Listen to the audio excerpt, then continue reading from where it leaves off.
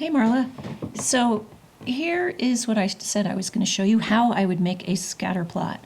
So I start with the Braille file. This is a file that has an entire volume on it. So I could either do a whole volume or not, or just even one page. So I copy the Braille, and then I go to my Illustrator program, which has many artboards in it, each representing one page.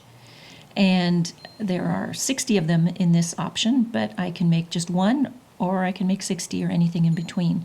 So I use the type tool, and I click in the top left corner of the top left artboard, and then I paste in the Braille, and it automatically just goes in. So then I lock that layer, and then I go to look at what it was I was going to copy, a scatter plot. So then I find where I wanted to put it on this file. Here is where. So the Braille has already been formatted, so it's all ready for it. So then I go to the layer where I can add tactile graphics. And then, since a scatter plot needs to be exactly the same as it is in the print, I use the snapshot tool. I take a picture of the print.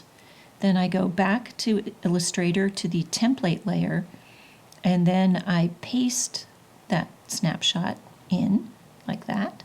And then I drag it over and then do some scrunching to make it so that it aligns with the Braille. So that involves dragging and pushing, stuff like that. Once you get the hang of it, it doesn't really take very long to do. As you can see, and then back a little bit. There. So once I have it the right size, then I go back and lock that layer. And the template layer doesn't print when you print it. Like, it won't even be saved to the PDF, so it doesn't hurt it in any way. You can just leave it there.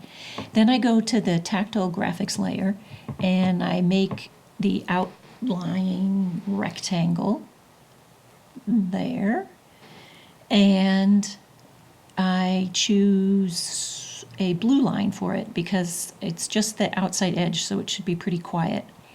Then I use this symbol, which is my scatter plot. On my symbols panel up there where I'm dragging it from, it's right next to another point, much the same kind of point, except the other one, as you can see, has some white around it. So just like all the other symbols in or most of the other symbols in that panel have white around them. So they are labels, and you have to have a certain amount of white space around a shape or a label, usually. So it's built into those other ones, but for the scatter plot, there's no white space required because there's always the chance that it might overlap with another dot, and then that would make it confusing. So once you get all the dots in there, then I make it so I can't see the template just to make sure it looks okay. And it does. So then at this point, if I just wanted this one page, I would go up to the File command there, yes, and save it as a PDF.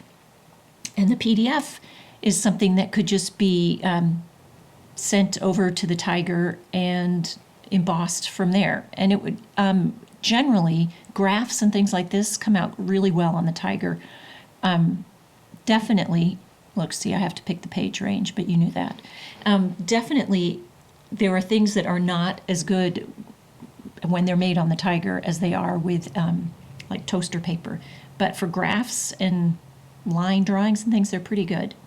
And that's how I do it. So there you go.